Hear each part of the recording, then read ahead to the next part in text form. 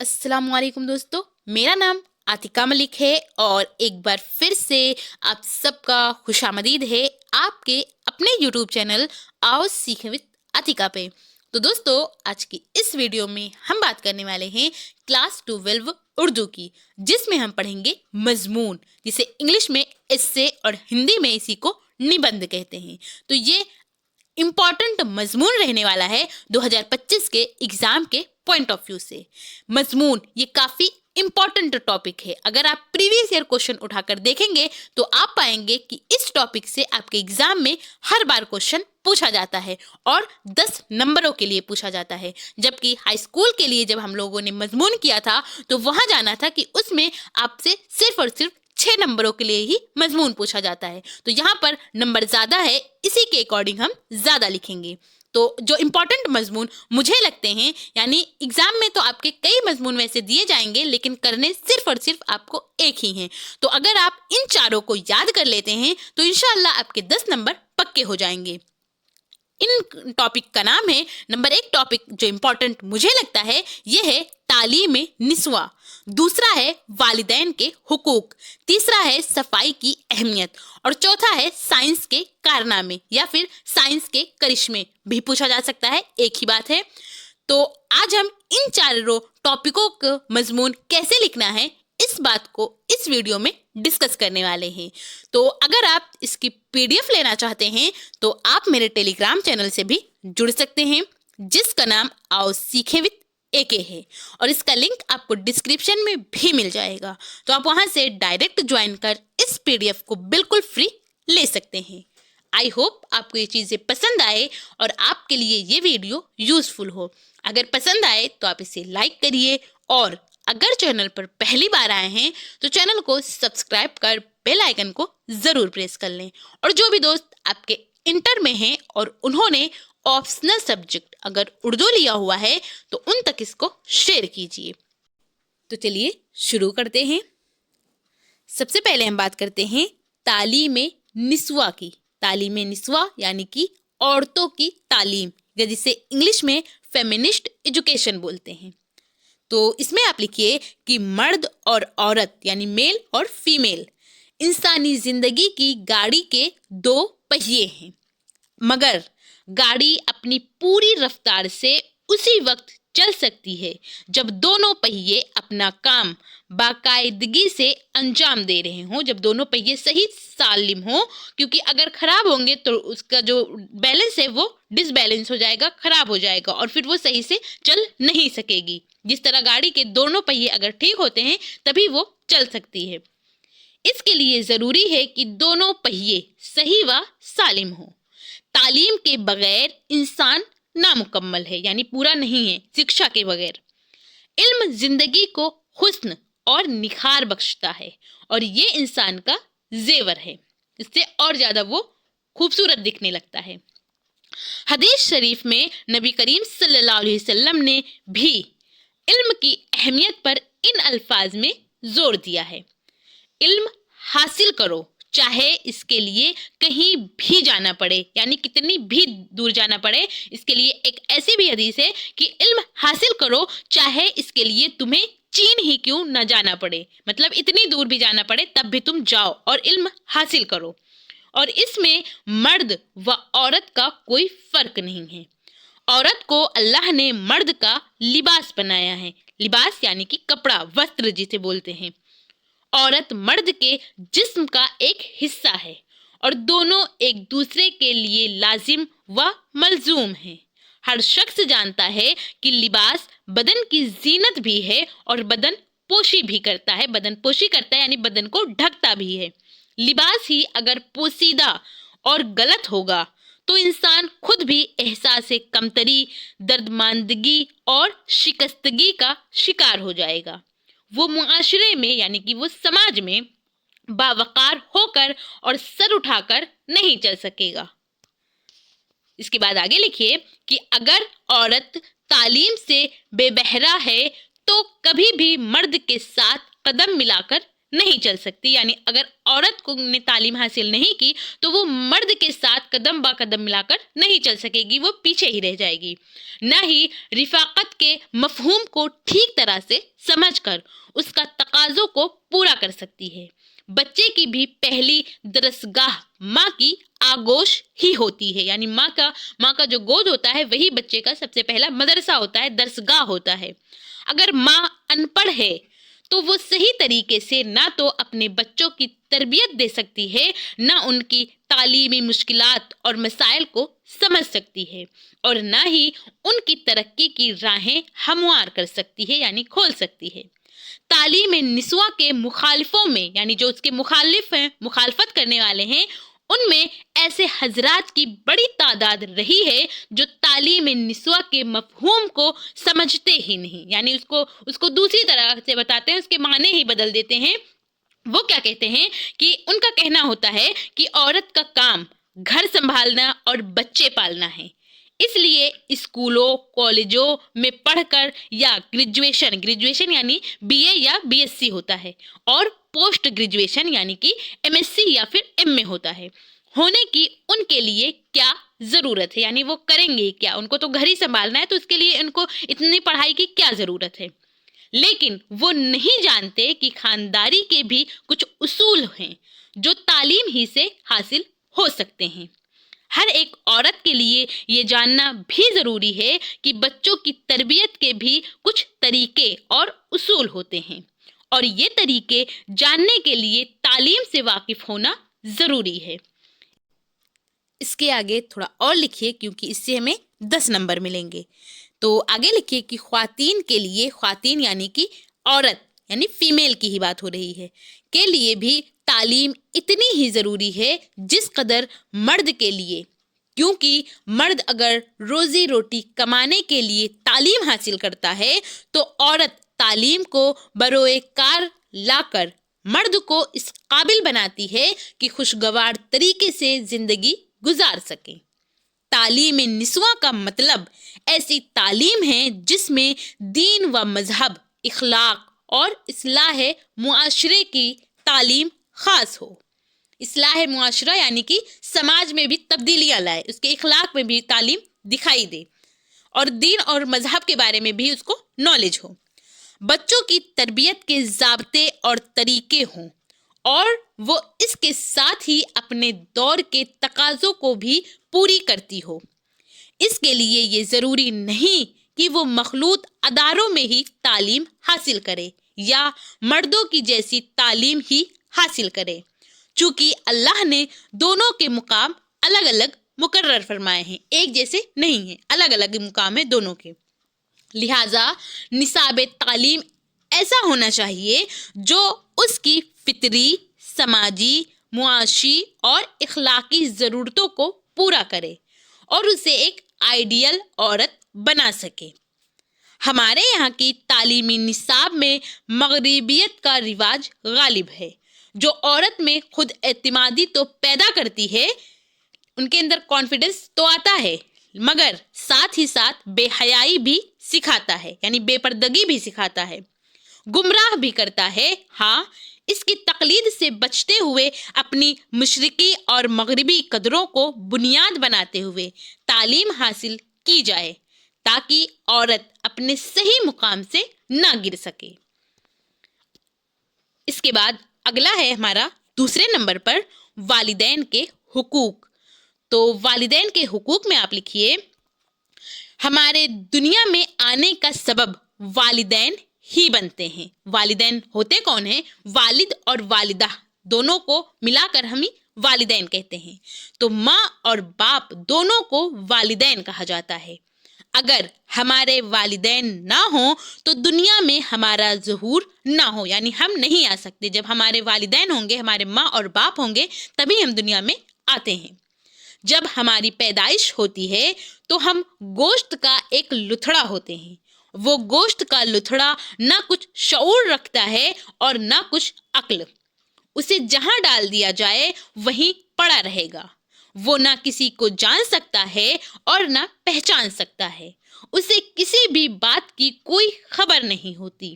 وہ نہ کھانا جانتا ہے نہ پینا، اسے نہ اپنے کی تمیز ہوتی ہے نہ غیر کی۔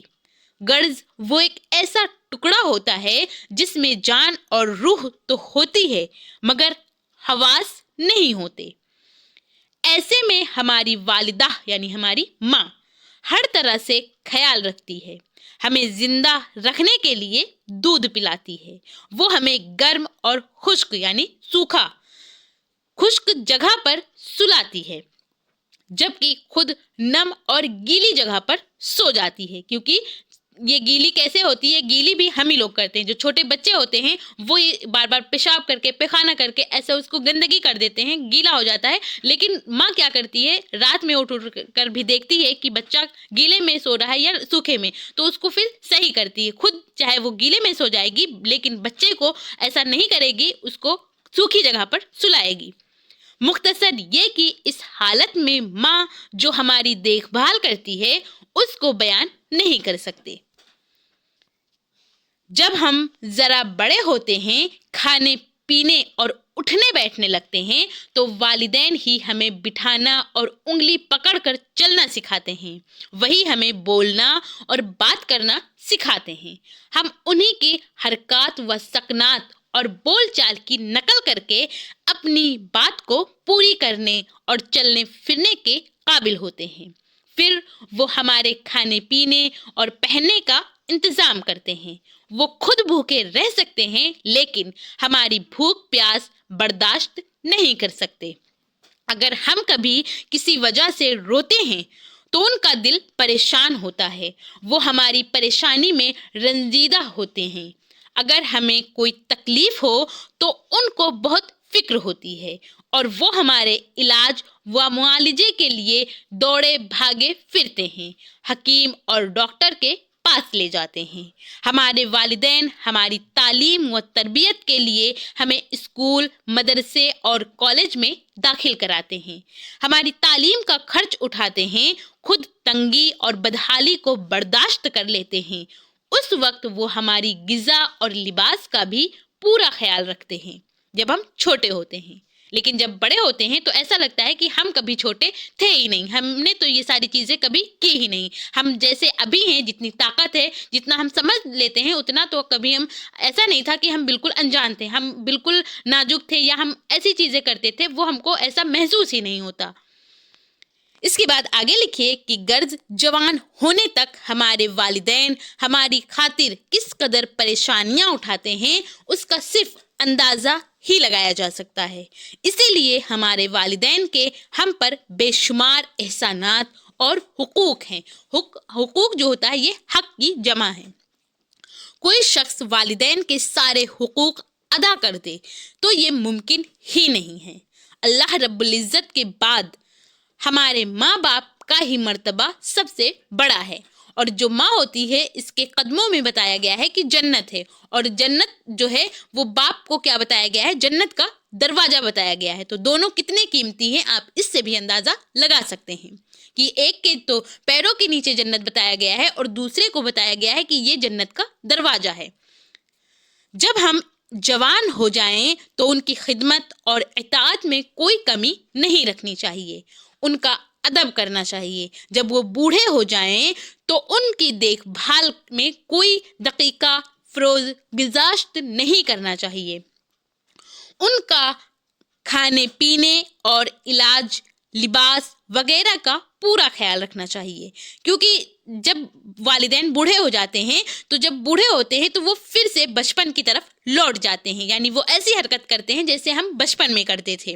تو اسی لیے جیسے وہ ہمارے بچپن میں ہمارا خیال رکھتے تھے اسی طرح ہم کو یہ لازم ہوتا ہے کرنا کہ جب وہ بوڑھے ہو جائیں تو ہم ان کی دیکھ بھال کریں، ان کا بہت زیادہ خیال رکھیں۔ یہ ہمارا اخلاقی فرض بھی ہے اور اسلامی حکم بھی ہے، اسلام بھی ہمیں یہی سکھاتا ہے۔ ماں باپ کی خوشی میں خدا بھی خوش رہتا ہے اور ان کی دعائیں ہمارے لیے کامیابی کا ذریعہ بنتی ہیں، ان کے حقوق کا کوئی شمار نہیں۔ اس کے بعد اگلا اور تیسرے نمبر پر آتا ہے ہمارا صفائی کی اہمیت، تو یہ بھی کافی امپورٹنٹ رہنے والا ہے۔ صفائی کی اہمیت، تو ہم اس پر کیسے مضمون لکھیں تو اس کو جانتے ہیں۔ صفائی کا لفظ گندگی یا آلودگی کا متضاد ہے۔ متضاد کہتے ہیں الٹا کو، یعنی کہ اپوزٹ ہے۔ لفظ صفائی کا ذکر آتے ہی ہمارے ذہن میں طرح طرح کے خیالات اور مختلف قسم کے تصویریں آ جاتی ہیں۔ تمام شعبۂ حیات میں صفائی کی اہمیت سے انکار ناممکن ہے اور صفائی کی اہمیت کا کوئی منکر بھی نہیں ہو سکتا۔ صفائی اور صحت دونوں کا بڑا گہرا رشتہ ہے، بلکہ اگر یہ کہا جائے کہ صفائی صحت کی ضامن ہے تو غلط نہ ہوگا۔ صفائی سے انسانی زندگی میں حسن پیدا ہوتا ہے، صفائی سے صحت برقرار رہتی ہے اور گندگی سے یہ بالکل خراب ہو کر رہ جاتی ہے۔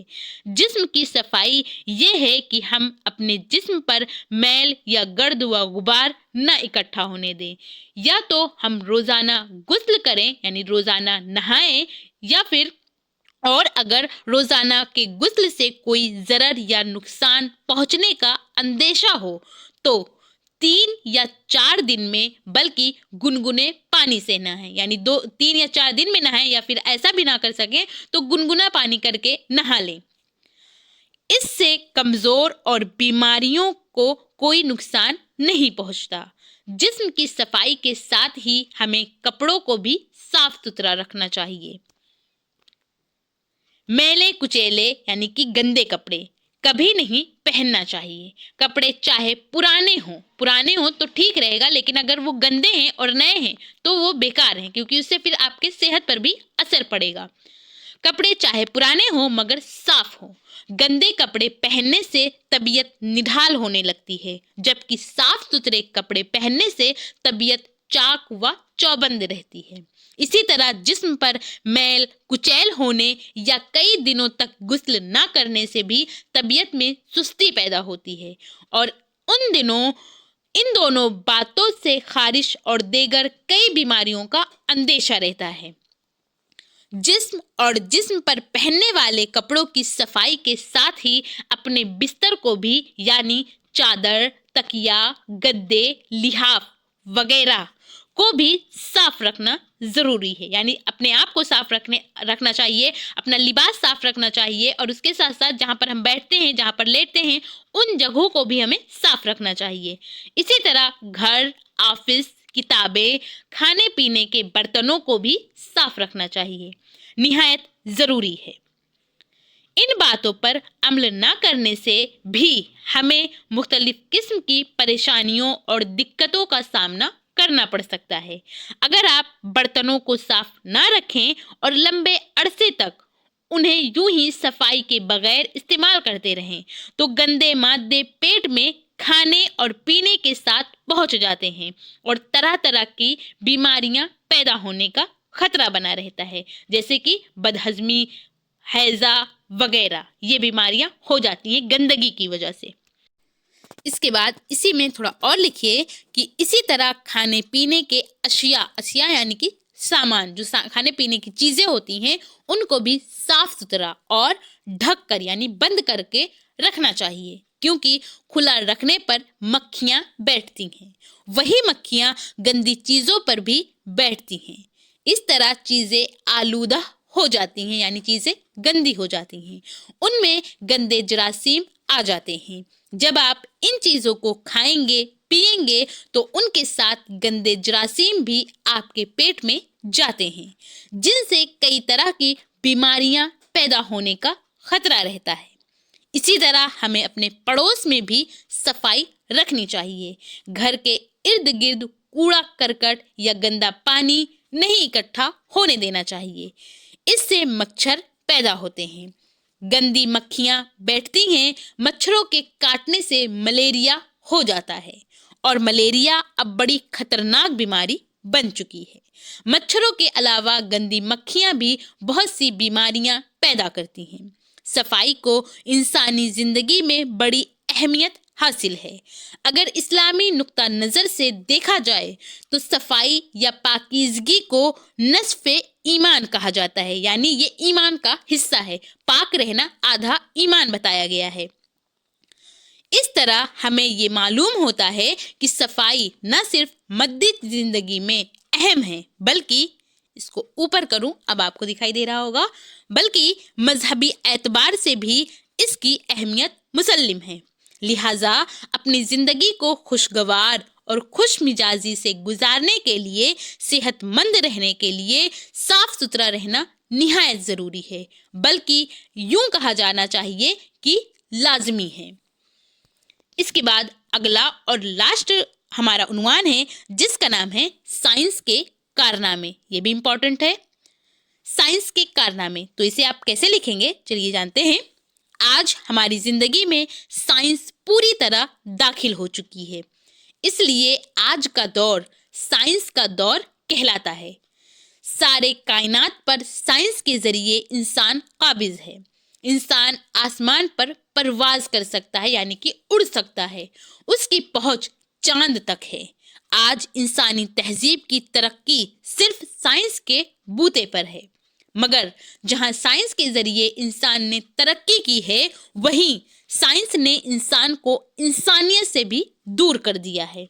साइंस ताकत के बायस इंसान एक दूसरे का दुश्मन हो गया है। जो मुल्क साइंस में तरक्की कर रहे हैं या उनकी साइंटिफिक ताकत ज़्यादा है, हकीकत में वही ताकतवर कहलाते हैं। जो साइंस में पिछड़ा, वो मुल्क गैर तरक्की याफ्ता मुल्क है। जैसे अमेरिका हुआ, रूस हुआ, जापान हुआ वगैरह की तरक्की का सबब इनकी एटमी ताकत है, यानी इनकी साइंटिफिक ताकत जो है बहुत ज़्यादा है, इसीलिए ये ताकतवर मुल्क में शुमार होते हैं, जो इंसानी ज़िंदगी और उसकी बका की दुश्मन है। इसके बाद आगे लिखिए कि इसलिए साइंस कारआमद और मुफीद होने की सूरत में जहां एक नियामत महसूस होती है, वहीं इसका गलत इस्तेमाल एक अजाब से कम नहीं। रोज़मर्रा की ज़िंदगी में बिजली एक खास अहमियत रखती है। हमारी रोज़मर्रा ज़िंदगी में ज़्यादातर काम बिजली पर ही मुनहसर है। बिजली हो तो पानी मिलता है, खाना पकता है, आटा पिसता है, सारी मशीनें और कारखाने चलते हैं। खूबसूरत कपड़े, जूते, जिंदगी की ज़रूरियात का कुल सामान और आसाइश साइंस की देन है। तालीम की तरक्की और फैलाव भी साइंस के बाइस हुई है। साइंस ने तफरीह के लिए cinema, radio, television, tape recorder, camera वगैरह भी अता किया। ये सब भी साइंस की ही देन है। पुराने ज़माने में आमदो रफ्त के ज़राए न थे, रास्ते महफूज न थे। मुसाफिर अपनी मुसाफत शुरू करता तो इस तरह रुखसत होता कि जैसे उसकी वापसी मशकूक हो। मगर आज साइंस ने आमदो रफ्त की बहुत सी सहूलियात बख्श दी हैं। राहज़नी का खौफ गालिब नहीं रहता है और दिनों की मुसाफत घंटों और घंटों की मुसाफत मिनटों में तय हो जाती है। इसके बाद आगे लिखिए कि दुनिया आज एक मुल्क की मानिंद है, यानी पूरी दुनिया जो है, पूरा वर्ल्ड एक देश, एक मुल्क के मानिंद है और उसके मुमालिक यानी उसके जो और देश हैं वो एक शहर की मानिंद दूसरे से जुड़े हुए हैं। मोटर, रेल, हवाई जहाज वगैरह आमदो रफ्त के बेहतरीन ज़राए हैं। आमदो रफ्त यानी आना और जाना। साइंस ने हुकूमत व तिब में भी बहुत तरक्की की है। मुख्तलिफ किस्म के इंजेक्शन और दवाइयाँ और आलात मरीज को फौरन ठीक कर देते हैं। एक्सरे और अल्ट्रा जिस्म के हर अज़ू को देख लेते हैं। अल्ट्रासाउंड जिसे बोलते हैं, वो क्या होते हैं, बॉडी के अंदर जितने भी अज़ू होते हैं, जितने भी पार्ट होते हैं, उनको वो देख सकते हैं। ये सब साइंस की बेहतरीन ईजाद हैं। टीकों की ईजाद ने बड़ी हद तक वबाई अमराज पर काबू पा लिया है। जो बचपन में टीके लगाए जाते हैं, उनसे जो बीमारियां और हो सकती थी वो खत्म हो जाती हैं। आज तकरीबन बीमारी की बराबर दवाएं ईजाद हो चुकी हैं। इलाज के तरीकों में सबसे हैरत अंगेज तरक्की ऑपरेशन और सर्जरी के फन में हुई है। पहले जिस्म के खराब और सड़े हुए हिस्से को निकाल देना तकरीबन नामुमकिन था और दिल, गुर्दा, जिस्म के दूसरे नाजुक हिस्सों के मुतालिक तसव्वुर भी नहीं किया जा सकता था कि ये हिस्से बदल भी सकते हैं। एक आदमी की आंख दूसरे आदमी की खराब आंख में लगा देना तो ऐन मामूली काम बन गया है। इस तरह बीमारी की रोकथाम और इलाज के जरिए से शराए अमवात कम हुई है। तो इस तरह आज हम लोगों ने जाना कि जो इम्पोर्टेंट मजमून है क्लास 12 के एग्ज़ाम के पॉइंट ऑफ व्यू से 2025 के लिए, तो वो कौन कौन से हैं। तो इसमें हमने क्या पढ़ा, आज के इस वीडियो में हमने पढ़ा कौन सा मजमून। नंबर 1 पर मजमून हमने जाना तालीम निस्वा के बारे में, यानी औरतों की तालीम क्यों ज़रूरी है, तो उसके बारे में मजमून हमें कैसे लिखना है इसको सीखा। इसके बाद ये जाना कि वालिदैन के हुकूक कौन कौन से हैं, उनके हम पर कौन कौन से हक हैं, वो हमें उस पर अगर एग्ज़ाम में पूछा जाए कि मजमून लिखिए यानी इससे लिखिए तो हम बता सकते हैं। इसके साथ हमने जाना सफाई की अहमियत क्या है, ये हमारी रोज़मर्रा की ज़िंदगी में भी काम आने वाली चीज़ें हैं। अहमियत है क्या, इस पर हमें मजमून कैसे लिखना है। और इसके बाद फिर जाना लास्ट में साइंस के कारनामे। साइंस के कारनामे या फिर साइंस के करिश्मे आपसे पूछे जा सकते हैं नाम बदल के, लेकिन ये साइंस के बारे में ही पूछा जाए तो आप यही सारी चीज़ें बता सकते हैं, लिख सकते हैं। तो अगर आप इसकी PDF लेना चाहते हैं तो आप मेरे टेलीग्राम चैनल से भी जुड़ सकते हैं, जिसका नाम आओ सीखें विद AK है, और इसका लिंक आपको डिस्क्रिप्शन में भी मिल जाएगा। तो वहाँ से आप डायरेक्ट ज्वाइन कर इस PDF को बिल्कुल फ्री ले सकते हैं। आई होप आपको ये चीज़ें पसंद आई हो और आपके लिए ये वीडियो यूज़फुल हो। अगर पसंद आई हो तो आप इसे लाइक करिए, और अगर चैनल पर पहली बार आए हैं तो चैनल को सब्सक्राइब कर बेल आइकन को ज़रूर प्रेस कर लें। और जो भी दोस्त आपके इंटर में हैं और उन्होंने ऑप्शनल सब्जेक्ट अगर उर्दू लिया हुआ है तो उन तक इसको शेयर कीजिए। और आपको ये वीडियो कैसी लगी, अपना फीडबैक हमें कमेंट के ज़रिए ज़रूर बताइए। Thank you. हमेशा खुश रहिए।